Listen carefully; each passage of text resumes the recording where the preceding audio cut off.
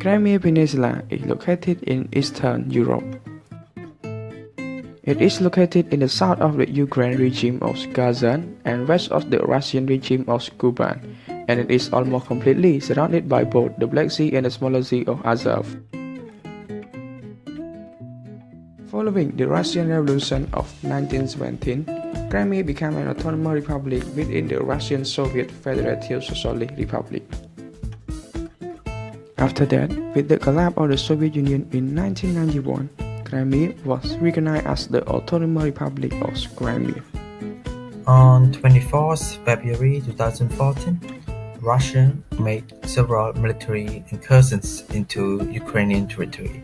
After Euromaidan protests and the fall of Ukrainian President Viktor Yanukovych, Russian soldiers without warning took control of strategic positions and infrastructure within the Ukrainian territory of Crimea. Russia then annexed Crimea after an unconstitutional referendum in which Crimeans voted to join Russian Federation, according to official results. The question is, why Putin wants Crimea? So first is that Crimean operation was a response to the threat of NATO further expansion along Russian western border. By this logic, Putin seized the peninsula to prevent two dangerous possibilities. Without doubt, Ukraine's new government might join NATO.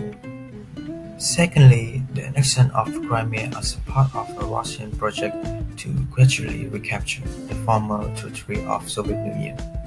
Putin never accepted the loss of Russian prestige that followed the end of the Cold War. Last but not least, the occupation and annexion of Crimea, in this view, was an impulsive decision that Putin stumbled into rather than the careful move of a strategist with geopolitical ambitions. The EU has continually imposed restrictive mechanisms against Russia since March 2014 in response to the illegal annexation of Crimea and the deliberate destabilization of Ukraine. Various types of restrictive measures, including diplomatic measures, individual restrictive measures, restriction on economic relations with Crimea and Sevastopol, and economic sanctions on cooperation were imposed. Diplomatic measures. In 2014, the EU-Russia summit was cancelled, in which EU member states decided not to conduct any regular bilateral summits. Individual restrictive measures were announced in March 2014 and last extended in March 2017 until the 15th of September 2017. Restriction on economic relations with Crimea and Sevastopol. Such measures are applied to EU persons and EU-based companies.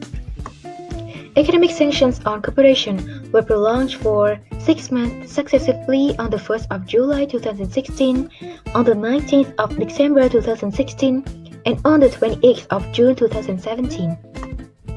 For the Russian economy, the sanctions have increased challenges to macroeconomic in addition to the ones Russia was already facing.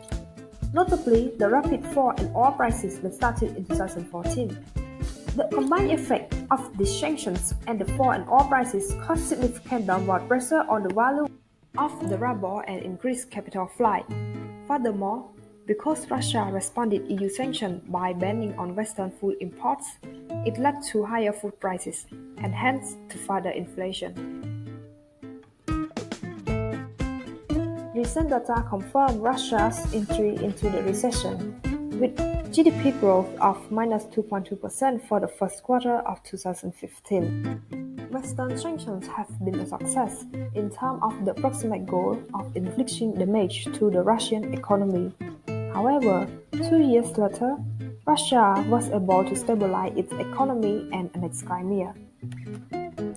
The annexation of Crimea by Russia has led to many complications, including conflicts, protests, and rebellion. The international community has condemned Russia with a series of sanctions, but Putin has made no concession regarding Crimea. The Western sanctions have banned, but did not break the Russian economy. Created using Powtoon.